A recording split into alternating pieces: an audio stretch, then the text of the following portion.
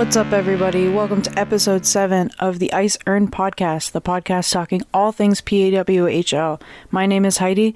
I'm a huge hockey fan. Full disclosure, I do support Boston, and overall I'm a big women's advocate. We are back. It was the first week of PWHL hockey that we've had in about 2 weeks, and it feels good to be back. We had trades, we had injuries, we had more than 2 games this week, so it's really exciting. So let's just jump right into it. Let's start off with the first ever PWHL trade.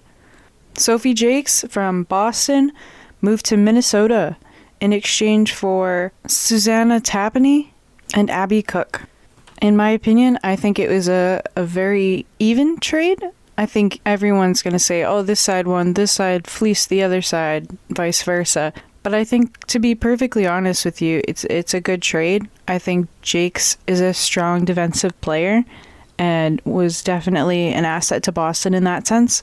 But I think Boston is a very deep team on the back end on defense, and Boston was looking for goal scorers. Not to say that Jakes can't score goals, because she's definitely an all-around type defender, but she wasn't producing the goals like a forward whose entire job it is to score would. And from the other end of this, Minnesota was looking for somebody responsible in the defensive zone, because Minnesota has struggled defensively over the season so far. Minnesota has said that they're looking to her as a franchise type player, so it sounds like she's there to stay, and it sounds like everybody's happy with this trade. Tapani and Abby Cook really haven't made any statements about it, but from the play that I'll get into that we saw from Tapani this week, I think everybody all in this trade is happy with the results. With that out of the way, on Valentine's Day, Toronto visited Boston and ended up beating them 5-3. It was another sad game that I had to see happen up close and personal. It was Tapani's first game with Boston, and I think overall she played well, but I think that she definitely felt like the new kid on the team. She tended to be passing when she probably should have been shooting. Not to say that she didn't shoot at all, because she definitely did. But there was one play that really sticks out of my mind, because I was on the glass and had a perfect view of it. She had a wide open net. She had the puck. She should have taken the shot, but instead she hesitated and made a pass instead, and it ended up being a rush the other direction. So just instances like that, she needs to trust her gut. She needs to trust her instincts. And I know that's hard when you switch teams. You're not entirely sure if your teammates will trust your instincts as well, but I think she needs to feel that confidence and just shoot the puck more. That's what they brought her in for. And with all of these kind of roster shifts, especially with Boston bringing in 2 players, things had to be shuffled around a bit. So we saw Gigi Marvin go from playing center to playing lefty. And I mean, I've said it before, and I will continue to say it till I'm blue in the face. I really enjoyed Gigi Marvin's game, so I wasn't worried at all. I was just curious to see how it would go. And honestly, I really enjoyed her playing defense, because she's not the fastest player on the ice, but what she lacks in like explosive speed, she makes up for in like perfect body positioning. She knows exactly where she needs to be. She knows exactly how to throw her weight around to just get in the way. It's not even necessarily about making the fancy play or like being good with the stick, good with a poke check. She just puts her body in places that disrupts play, that disrupts players with the puck. And I really like that, seeing that from her.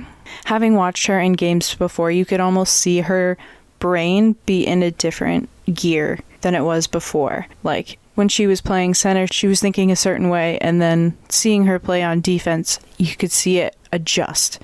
You could see that she was thinking more about where her body was and like breaking up passes or blocking a shot. You could see it. And a lot of players, it takes time, but for her it seemed to be like literally flipping a switch. She was able to switch positions. Like, I don't know, she just continues to impress me, and I think all young players should take note of that, because maybe you're not like the Taylor Heidi who's making all these crazy plays and able to like go bar down and make something out of nothing. Maybe you're just, kind of third, fourth liner who's there and doing all the right things, but you're not like the star.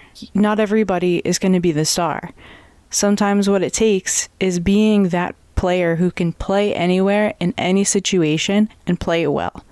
Sometimes it's literally you just need to be really, really good at the basics, and that's how you succeed.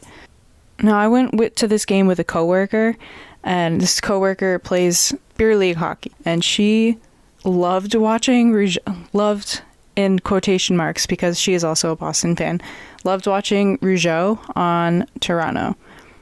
She was like, she didn't know names. She didn't have the roster up on her phone, but she was just like, number 5 is all over her. All over. Rodeo was like planted in front of the net and had her coverage at any given moment. Didn't matter who it was, who was on the ice, who was in front of the net around her. She was on them like a dog with the bone.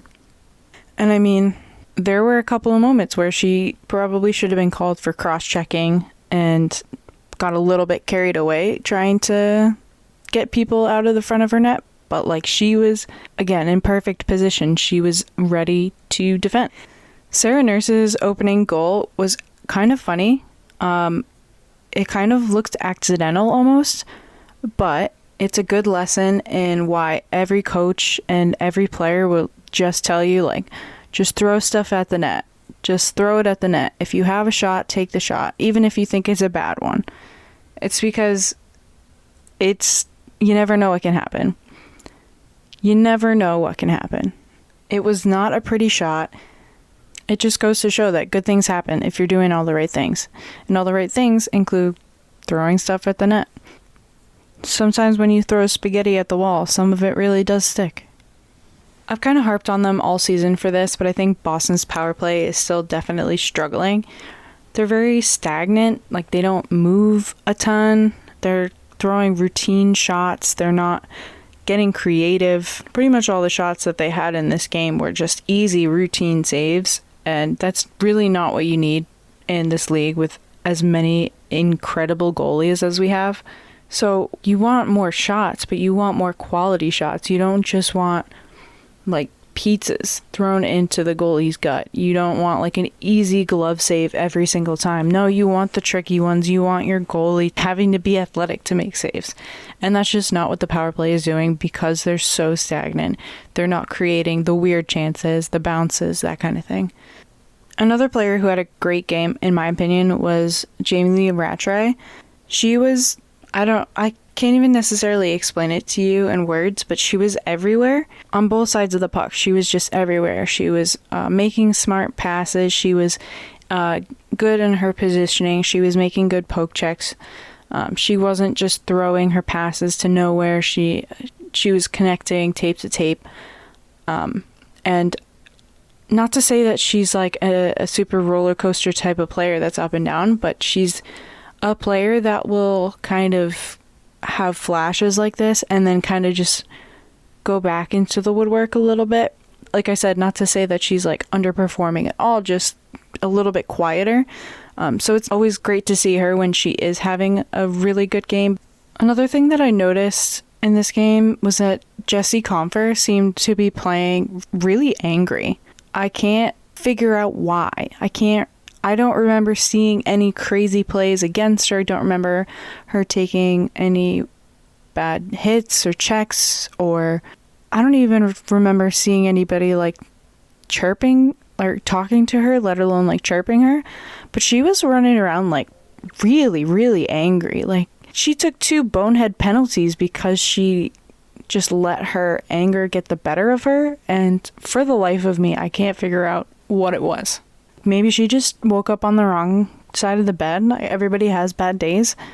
But she just looked pissed. I was sitting near the penalty box and like you could see it on her face. You could really see it on her face in addition to how she was playing. So, I mean, that's bothered me for a while. And I wonder if it's that she hadn't scored. I think she has a couple assists, but hasn't scored yet, so I'm wondering if it was just pent-up frustration. Just a strange time and place for it to come out. And I know it's been a while. I've been talking about this game for a little bit, and I haven't even brought up Natalie Spooner yet. And honestly, it's because I'm still a little hurt by it. Still a little sore. But, I mean, what is there to say? She's just an unreal player. She's just so good, and she's really shown that in the last couple weeks alone. Forget everything else that she's done for however long. Like, she's just come alive and like exploded. So her hat trick this game, I am still angry about it, but I do have to tip my cap to her because she is just such an incredible player and can make things happen when no one else could. And I do need to mention that she is the first PWHL player to make it to double digits in goals. She has 10 goals after this game. So, I mean, what else is there to say? What do you want from me? And the last goal scorer for Toronto was Flanagan. And it was her first goal of the PWHL. She grew up 5 minutes from the Tsongas Arena in Hudson, New Hampshire. So she had a lot of family and friends around. I believe she also spent part of her childhood in Burlington, Mass, which is like 20 minutes down the road as well. So she had a lot of friends and family around. So I do have to be happy for her.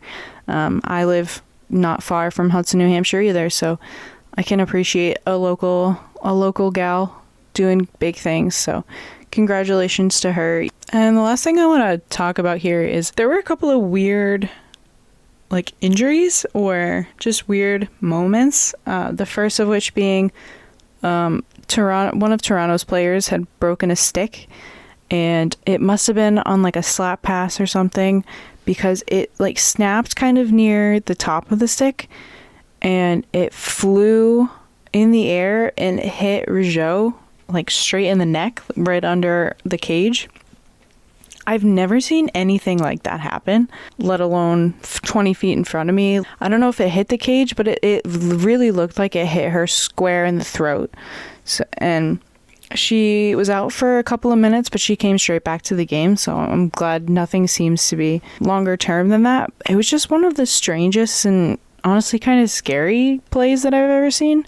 Because it was just a freak accident. It wasn't even like somebody was doing a stupid cross check to the neck or anything. Just a fluke. And the other weird injury was poor Sophie Shirley was kind of checked into the boards, but it was right next to the Boston bench, and the glass is curved to prevent injuries, but she got checked into that curve, and in real time, you watched her head like snap back, and it did not look good. And then obviously she fell on the ice, and it didn't look good either, but watching it back on the feed the next day, oh my god, does that look so painful. Obviously she's wearing a cage, so it's not like she smacked her nose or anything into it, but like you're still getting hit in the head. You're still gonna get like your cage dug into your neck, and like it's still not gonna feel good. And then falling backwards onto the ice, like her head bounced on the ice. Needless to say, she went down the tunnel. It did not come back. And if I had to guess, I mean, it'd be concussion protocol right then and there. As far as what the actual injury is, there's no word on that. So wishing her the best, and we'll talk about that in a little bit later. Also on Valentine's Day, Ottawa visited Minnesota, where Minnesota took the victory 2-1. And honestly, it didn't look like Minnesota was going to end up on top from the beginning of the game. Heidi is out with an upper body injury from the rivalry series, and you could really tell from the first period because Minnesota took a while to like warm up and like wake up. They didn't have a lot going for them. They were just a little slow and a little lackadaisical with their passing, and not bad, just like like they needed to wake and warm up. I can't explain it other than that, but you can really feel that Heidi wasn't there because she's like a jolt of caffeine into their lineup. But Ottawa did capitalize on that. It was a little bit lucky, but like I said before, good things happen when you get pucks to the net. Abby Braedon was on her last day of her 10-day contract on Valentine's Day, and she scored the opening goal for Minnesota. They were talking about it on the broadcast, which was super helpful for me because you can't necessarily find all of this information online. But she is on a 10-day contract instead of a full contract because she is in pharmacy school. So she is ineligible to sign a full contract, and obviously I'm sure she's wants to have a little bit of time to actually study for her pharmacy degree. But I thought that was super cool and interesting that you're allowed to have both if that's what you want in this league. And some people might say, no, I would just prefer to be a full-time hockey player, or like, why would you want to do hockey if you're in pharmacy school? But I mean, this is what we want. It's not that everybody needs to have it all. It's that you have the choice of what you want to do and how you want your life to look, instead of just being pigeonholed to having to get a pharmacy degree. Or you can play hockey and you can say, I'll go back to my pharmacy school later if that's what I want. But I just think it's super interesting, and I think it's great for her that that's what she wants to do and she gets to do both. I think it's also great that she's able to score goals in a professional league. She probably never thought that would happen. A lot of players before the PWHL went on to get like regular 9-to-5 office jobs. For example, Annie Pankowski played for the U.S. U18 team and was lighting it up at the University of Wisconsin. She was a Patty Kazmaier finalist. She was drafted first overall by the Metropolitan Riveters in the 2018 NWHL draft, but she never played.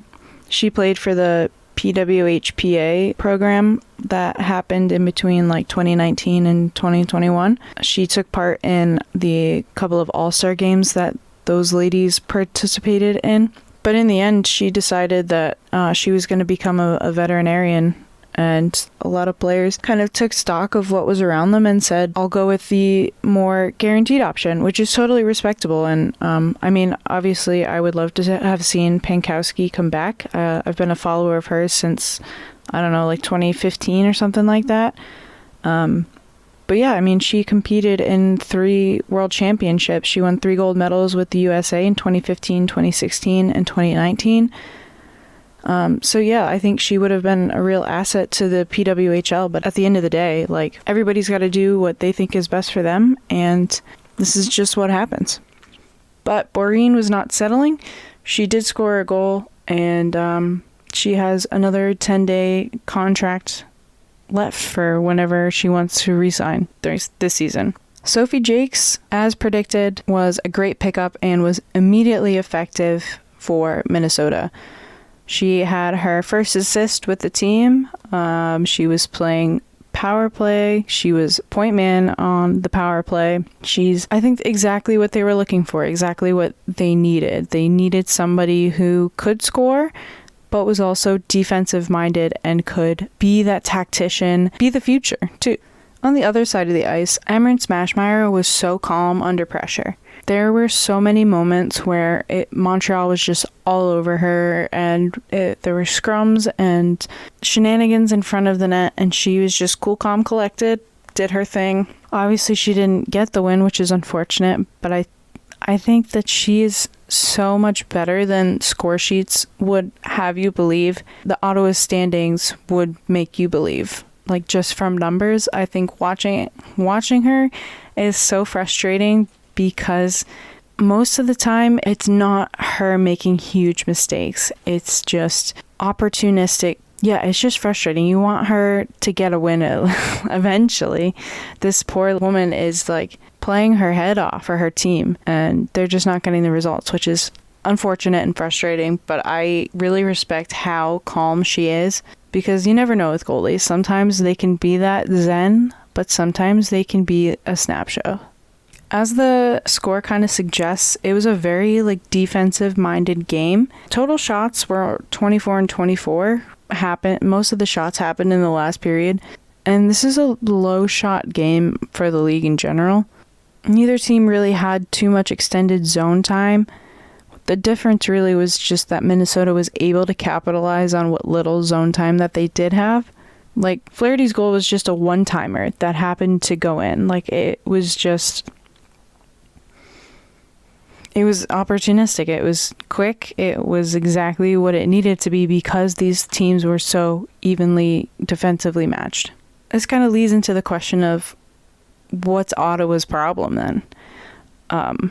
Because what is it that kept them from being that 2 instead of Minnesota?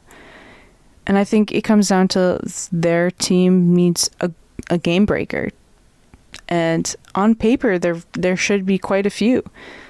They have Daryl Watts, they have Savannah Harmon, they have Haley Skamura, they have Lexi Agia, and I think Akane Shiga is a player to watch out for in that sense as well. But none of them have been that game breaker for Ottawa yet. They all have potential to be, but they haven't, and I'm really wondering why that is. Is it that they're not fully comfortable? Is it that they're waiting for somebody else to do it? Is it the structure of how they're playing? I can't figure it out because they should have a game breaker. They should have several. And like I said before, like Mashmeyer is doing all that she can. She's practically standing on her head a lot of the time for her teammates. And honestly, I think the defense is fine too. I don't have too many notes about them because, like I said, this was a very defensive game and Minnesota is the top team in the league right now. So, like, what am I going to tell them? That the defense isn't good enough when it was a 2-1 game? No, I think it's something up front, and I think somebody needs to step up. I don't know who it's going to be, but I look forward to finding out which one it is. If you have a guess as to who's going to be that game breaker, let me know. Drop a comment, drop a DM. I want to hear it. This week's player spotlight has to be Natalie Spooner. Natalie Spooner was born on October 17th, 1990, in her hometown of Scarborough, Ontario, Canada. Her youth team was Durham West Junior Lightning, which is in the provincial WHL. She was on the team from 05-06 to 07-08. In her 77 games played, she had 71 goals, 41 assists for a total of 112 points. And obviously it was a junior team, but tell me those aren't like fake numbers. After youth, she went to college at The Ohio State from 08-09 to 2011-12. In 128 games played, she had 100 goals, 63 assists for a total of 163 points. Her best year was 2011-12, her senior year, where she had 31 goals, 19 assists, 50 points in 34 games played. She was also named assistant captain in 2010-11 and 2011-12. After college, she moved on to the CWHL from 2012-2013 to 2018-2019. She played the entirety of her career in the CWHL with the Toronto Furies. In 115 games played, she had 69 goals, 48 assists for 117 points. Her best season was 2015-2016, where she had 22 games played, 17 goals, 13 assists for a total of 30 points. Arguably most known for her international play, Natalie Spooner has been a member of the Canadian national team since 2010. She has 51 games played in the World Championships. Over those years, she has 27 goals, 25 assists for 52 points in that tournament. She's won 1 bronze medal, 6 silver medals, and 2 gold medals. She's also played in 3 Olympic Games. She's played 17 games, 5 goals, 15 assists for 20 points. She won silver in Pyeongchang, and she won gold in Sochi and Beijing. Some fun facts about Natalie Spooner was that she was on the Amazing Race Canada in 2014 with her Olympic teammate Megan Mikkelsen. They finished second. Natalie was also on Battle of the Blades in 2019, paired with Andrew Poge. For those who are not from Canada, Battle of the Blades is a show where hockey players learn to figure skate, like Dancing with the Stars, but on ice. Natalie and Andrew finished second. Natalie runs a hockey school for girls called High Performance Hockey Academy. She has a son named Rory with her husband Adam, and as every commentator has, I'm sure, already told you, after giving birth, she returned to training after only 4 weeks, and she played World Championships after only 4 months postpartum. She also seems to have an eye for fashion. On Friday, February 16th, the hockey world turned its eyes to Scotiabank Arena, where PWHL Montreal met PWHL Toronto. And it's only fitting that Toronto would win the game 3-0. The battle on Bay Street was a historic night, setting yet another world record with a total attendance of 19,285 fans. This is the largest crowd for any women's hockey game in the world in history. I mean, everything about this game was so fun to watch. I'm not a fan of either team. I had no horse in this race. I just wanted to watch history. I just wanted to watch two teams get the recognition that they deserved on the stage that they created for themselves. It was a very special night, and part of what made it special was that Kia Nurse of the LA Sparks WNBA team dropped the puck. And if that name sounds familiar, it's because that is Sarah Nurse's cousin. It was great, obviously, because they're family, but also Kia is an Olympic basketball player. And for me, it was special because she is a UConn alum, and I don't claim Connecticut for much, but I claim Connecticut women's basketball. I didn't see any of it brought up on camera, nor did I hear them talk about it much at all. But I did hear that the Toronto Maple Leafs bought a box for the game and attended. I don't know who it was. They didn't mention any players or anything like that. But I do know that the reason that they haven't been is because their schedules haven't lined up. They've been away for most, if not all, of Toronto's home games so far. So it's just so nice that they're so supportive of this league. And I know Austin Matthews and Mitch Marner have shown support. I believe Morgan Riley as well. But I know a lot of members of the Maple Leafs have shown support for the league. So it's nice that they're coming out to physically support it as they're able to in person. Now on to the actual gameplay. I've said it before, maybe to other teams, but for these two teams, I didn't see too many players in the mixer. And that's what kept this game so quiet for the majority of it.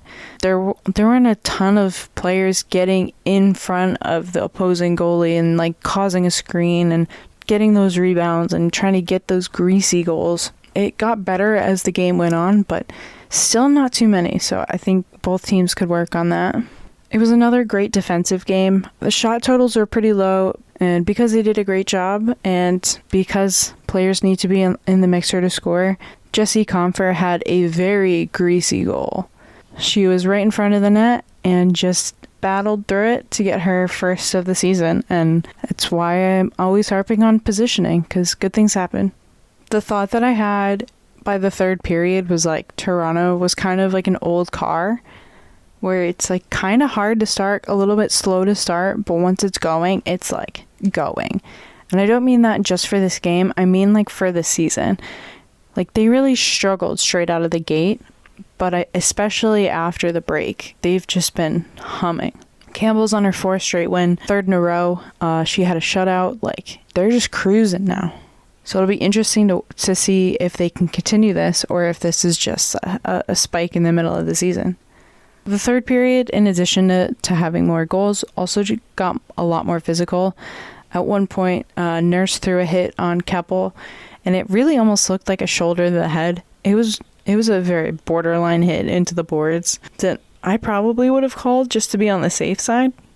Miller's goal is another kind of lesson in positioning, not necessarily from her positioning, but she was using other players' positioning to her advantage. She was using the defender as a screen so that she could let her rocket of a shot go, and it worked out for her. So I will say Montreal did look a little demoralized after the second goal. Honestly, they were pretty quiet the whole game. I've talked mostly about Toronto here, which feels weird when they have such insane players like Marie-Philippe Poulin, Laura Stacey, and Desbiens. Like, it seems crazy to me that they were so quiet. And obviously it is a credit to Toronto as well, but it makes you wonder what's going on. There didn't seem to be a step. They didn't have a high step in their game. They were a little bit slow. Especially after the second goal, they just seemed to like crumble a little bit. I mean, they pulled Desbiens with almost 4 minutes to go. That is such a long empty net. I just didn't see enough fight in them to have made that call myself. I would have waited a lot more. I probably would have called the timeout and said, I need to see that we are going to put the effort in here in order to pull Desbiens. I mean, on one hand, I get it. Like, what do you have to lose? But at the same time, like, what's the point if you're not going to fight? And it seemed like they kind of didn't. So maybe it was a one-off. I guess we'll see coming up. But it really just makes you wonder. Saturday had another double feature. First up was Minnesota visiting Ottawa. Minnesota walks away with the victory 2-1 again. Once again, Ottawa had a great start. Ottawa was looking great. They set the physical tone really early in the game. They were quick on their feet. They were shooting everything. Like, they looked great. And they've looked great in pretty much all of their games so far, which just makes this so baffling to me. There was a hit pretty early on Coyne. She kind of hit her head sort of like I say corner of the head as if a head is square, but like not quite the temple, but also not the forehead, if that makes sense. She kind of hit that part into the boards, and it wasn't like she was a foot away and there was a ton of room for her to like grab momentum and crash into the boards, but there was enough where it was a good bump, and she did go down the tunnel for a little bit. So I mean, that's a little worrying, and I did write down that concussion protocol ? But she did come back in the first period, so I think that's pretty much ruled out. I wonder if it was almost maybe like a neck tweak for a second, kind of that initial like, ugh, that hurt, and then you're back out, and you kind of just stretch it out and it works out, but still not a hit that you want to see in the league. I give a lot of credit to Nicole Hensley in this game because, like I said, Ottawa I was playing well, but Hensley was really on her A game and was stopping pretty much everything. I've talked a lot about taking advantage of unfortunate situations or unlucky plays for the other team, and Sophia Cunnan is just a great example of that today. She got a breakaway because two Ottawa defenders just collided with each other in the neutral zone, so she literally just squeaked straight through them and then caught Mashmeyer 5-hole just barely. But it was enough. So sometimes you have to be that opportunistic mover, and even if you don't have anybody with you, just take the chance, and yeah, you never know when people are going to run into each other. I think Clark's goal was more impressive, to be perfectly honest with you, because this goal was like the whole line just clicking, just absolutely dialed in on the same page. It was beautiful. So it was Ottawa in the offensive zone, and Minnesota tried to clear it.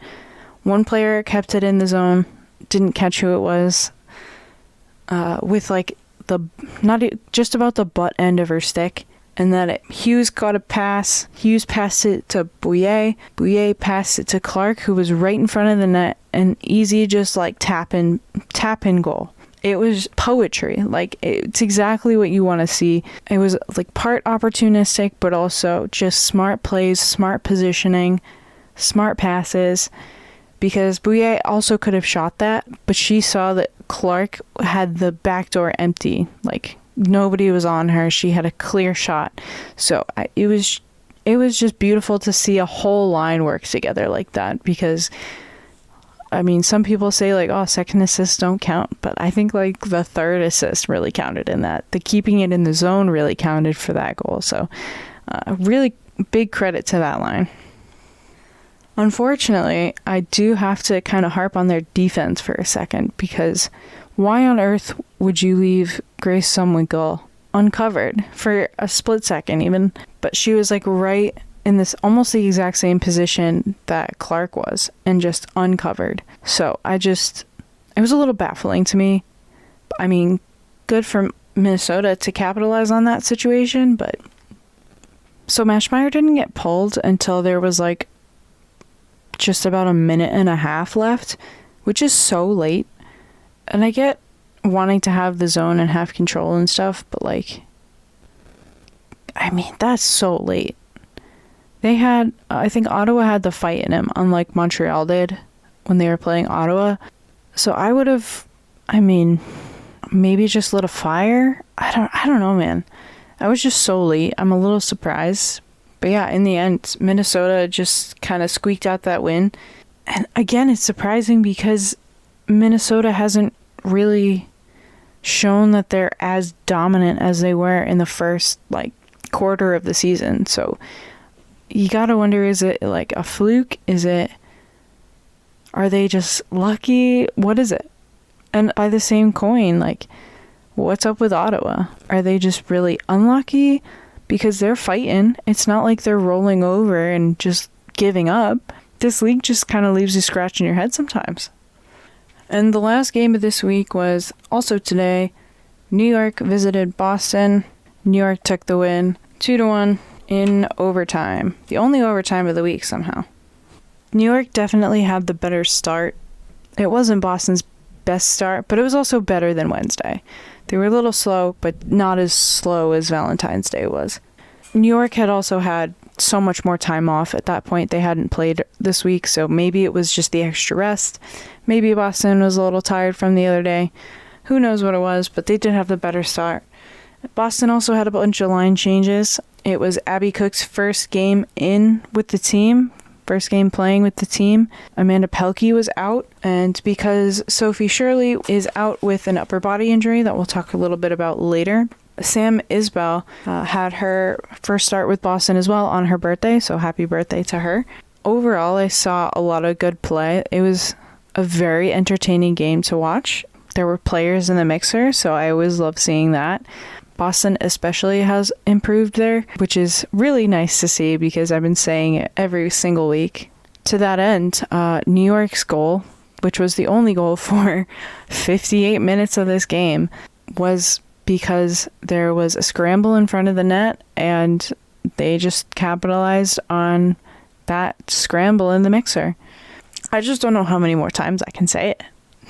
I mean, you're in the right place at the right time and good things happen. So, player that stood out for me this game was Kaylee Fratkin, because overall I've really enjoyed her play. I especially like her being paired with Megan Keller. I think they're the strongest D pairing that Boston has.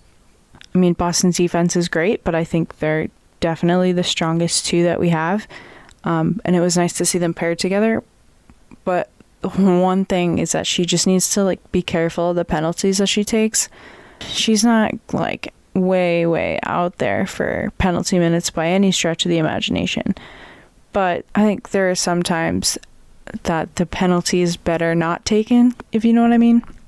It's not the right moment to take a penalty, like a penalty in the neutral zone, unless it's ridiculous breakaway. Probably not your smartest move. In front of the net, sure, yeah, you can make an argument for it being a game saver, but in the neutral zone, just not my favorite. Another improvement for Boston is their power play. I don't know what changed in 3 days, but it was looking a lot more active. There was a lot more passing, more cycling, not just the same players standing in the same places, hoping that something different is going to happen. Players were moving, and I mean, they didn't score on any of their power plays. But at this point in time, I'm not even worried about them scoring on the power play. I just want to see them change it up a little bit because they were getting so many chances. And that was really the theme of this game, was Boston getting scoring chances that didn't go in. The commentators were even joking how many posts, not even joking, they were just talking about how many posts that they heard or that were hit in this game. And one of them was like, I can think of 4 off the top of my head, like right in this moment. And I think there were at least 5 or 6. And one of the players that the Post victimized the most this game was Hillary Knight, which is really great to see because she kind of comes in and out, disappears and reappears with these kind of things. But this was a game that it's incredible that she didn't have a goal. She was all over the ice. She had so many shots. She had so many quality scoring chances, and she got robbed by the Post, by Schroeder. This was one of her best games so far, in my opinion. We saw one of the craziest plays in the PWHL in this game, and it was easily the best save of the game. And that's not even a biased opinion, because it was Ella Shelton batting the puck from the literal goal line behind Schroeder's back out of the net. It wasn't like it was on the ground. No, it was in the air, like literally batting it out of the air. Just unreal hand-eye coordination. And it was literally the goal line. Like the vertical view, you couldn't see it on the net side, so there was no part of the puck that was fully across the line. And you couldn't really see much on the other side either. It was on the line. Just one of the craziest things I've ever seen. And just hats off to Ella Shelton. We also got to see one of my favorite things, which is Megan Keller scoring goals. My notes here say assistant captain clutch Megan Keller. She scored 6 on 5 with the Boston net empty with like a minute and 2 seconds to go or something crazy like that on just a laser beam of a shot right over Schroeder's left shoulder. And then unfortunately for Boston, Alex Carpenter ends up winning it in overtime. And I am obviously disappointed as a Boston fan, but on the other hand, Carpenter is from North Reading, Massachusetts, so she scored a game-winning goal in front of a bunch of friends and family, and you can only be so upset about that. It was definitely a goal that you want people to see, too. So, congratulations to them. Hopefully, Boston will leapfrog New York in the coming days, but we'll see how it goes. As I mentioned earlier, there were a couple of injuries this week, and just want to kind of go over that a little bit more and talk about how the league is handling it. Taylor Heidi on Minnesota is out with an upper body injury that happened from the rivalry series over the last week. No details were disclosed, nor was a timeline disclosed, but she was seen wearing a sling, so if I had to guess, it'd probably be at least a couple of weeks. Sophie Shirley of Boston is also out with an upper body injury from the Valentine's Day game versus Montreal. Like I said, she hit that corner of the glass next to the bench, so her head hit the glass, and then her head hit the ice. And also, as I said, if I had to guess, it would be a concussion, but nothing has been announced. No details or timeline has been announced either. If it's a concussion, though, my guess is at least 6 weeks. Of course, the running theme here is that nobody is giving any details of this. So we don't know what exactly Taylor Heidi's injury is. I mean, when your arm is in a sling, it could be anything from your shoulder to your elbow to a bone to a sprain. It could be a whole host of things.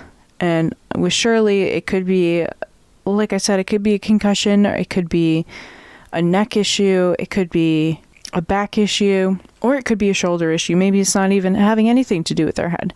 Who knows? So we just get to sit here and speculate, which is frustrating. But on the other hand, I definitely, absolutely understand. I don't know that I would necessarily want my medical information being shared like that. And I'm really on board with it. My real kind of issue, and it's not even really an issue, suggestion, wish would be that they would give us at least like a vague timeline. You don't need to tell me like what this player's blood type is. I don't need to know like what the x-rays say. Just a vague timeline of like, could be a couple weeks, maybe a month, just a couple days, just something. Even just so we're not really sure, we're looking into it more. Just something to like acknowledge that it happened, because other than like the announcer saying, "Oh, this player went down the tunnel. We'll get more updates later." and then never hearing about it again is kind of the extent of what we've been getting. And Sophie Shirley wasn't announced as on the injured reserve until the 17th. So just something, because these PWHL fans genuinely care about the players, and we just want to know if they're okay, if they're going to be out for a while, or if it's just a little bit. We want to know how they're doing, because we genuinely care. And we also like knowing what to expect before things happen. We want to know what to expect at a Boston game a day before we go, rather than like 5 minutes before we go being like, oh, Sophie Shirley's not playing. If you're going to a game and like your 10-year-old, their favorite player is Sophie Shirley, and then you show up to Boston and she's suddenly not playing and nobody's told you about it, your poor 10-year-old's going to be upset. Whereas if like the 15th somebody was like, Sophie Shirley's going to be out, we don't know how long, she's on the IR. That's really all you need to say. And then the parent can have that conversation with the kid, being like, look, she's going to be out, but we'll get it when she comes back. We'll get that autograph when she comes back. We'll get to see her play when she comes back. I don't know, maybe that's just me, and you can definitely feel free to disagree with me and definitely tell me why you disagree with me. But yeah, I think just a simple explanation, maybe a tiny bit of a timeline, vague timeline. Not looking for a full medical workup here. A couple of associated roster moves with these injuries and other injured reserve players. Sophie Shirley going to the injured reserve. Sam Isbell was moved to the roster. With Heidi out, Kelly Panic and Abby Braedon stepped up. Obviously, Abby's 10-day contract has expired, so I would expect Kelly Panic to kind of step into that role. New York activated Jill Sonier off of long-term injured reserve. So in response to that, they had to send Gershow to the reserve list. Moving away from the players to kind of more of the fans, just want to address a couple of things that I've been seeing and hearing over the last week or two. First off, the merchandise seems to have been restocked. It might be slightly different than what they were selling before, but it seems like a lot of things have been restocked. Jerseys in certain cities, certain markets have already sold out again. So if you haven't gotten that yet, just be on the lookout for the replacements of that. Maybe get on the email list so that you can get updates as to when they'll be restocked again. I think you're always more likely to be able to get a piece of merch from a game in person. I realize that's not something that everybody can do, and I totally empathize with that. Just keep your eyes open and keep checking your emails. I've also seen and heard people complaining about the venues that are being played in right now. I've seen and heard people wanting to relocate teams. I've seen and heard people wanting to just like get rid of franchises completely. And I just want to say, tap the brakes, slow your roll. We're in February of a season that started in January, of a league that started in January. We haven't even finished month 2. Y'all gotta chill. Take a breath. Nobody's getting relocated. Nobody is going to be moving arenas at this point. When you start a league in the middle of hockey season, your scheduling options are limited. Your rink options are limited with the capacity that the PWHL needs. Specifically for Boston and New York, scheduling is complicated. Locations are complicated. Boston has to play in Lowell because I'm sure that all of the schools, all of the colleges in Boston are booked solid because those are the only size arenas that would fit the PWHL. And I'm sure the TD Garden, while it would perform very well, is also booked solid because that's one of the most popular concert venues in the state. And for New York, if we want to rehash all of this, you can listen to episode 1, where I talk about how New York really only has the 2 options that they're currently utilizing. So nobody's moving. And for those of you who are saying these two teams need to relocate to different cities, slow your roll. Boston has been averaging about 4,000 fans per game. Aside from the Valentine's Day game, which had not only it being Valentine's Day working against them, but also a weeknight in general, chill out. And it's kind of same thing for New York, really. Like, I've said it before, they're not super convenient, but people are still showing up. It's not like they're playing to empty arenas. They're still well over 1,000. It's not a market that hates hockey. It's not a market that can't sustain hockey. Just a difficult market for the venue. And I mean, once they get to Madison Square Garden, nobody's going to be demanding that they relocate. So just slow your roll. Pittsburgh fans, I know you're out there. I hear you screaming for a team. We know you want one. Please don't take the ones that we have. You just got to be patient. Pick a team in the meantime and root for them until one moves to Pittsburgh. I think everybody just needs to remember that we are so fresh into this. Everybody's still learning.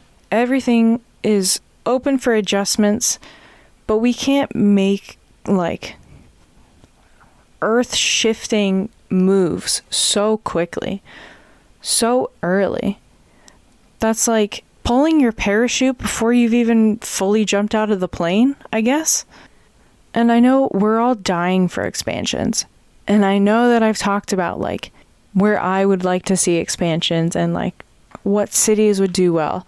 There's a difference between talking about it as being a good thought experiment and a good, just fun activity, and people literally saying, Pittsburgh needs a team now, move a team to Pittsburgh to get what we want, to get this team that we want.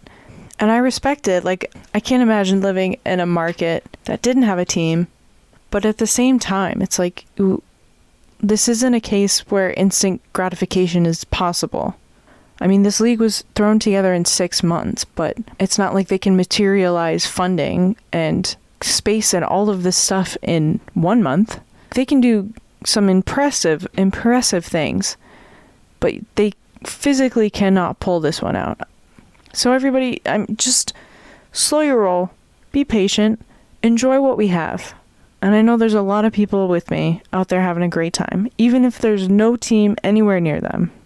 And to my listeners who are out there in Germany, that 1% in New Zealand, anybody in Europe, Asia, wherever you're out there, we appreciate you. We see you.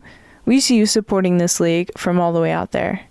It's about supporting what we have, enjoying what we're seeing, and watching it unfold before us.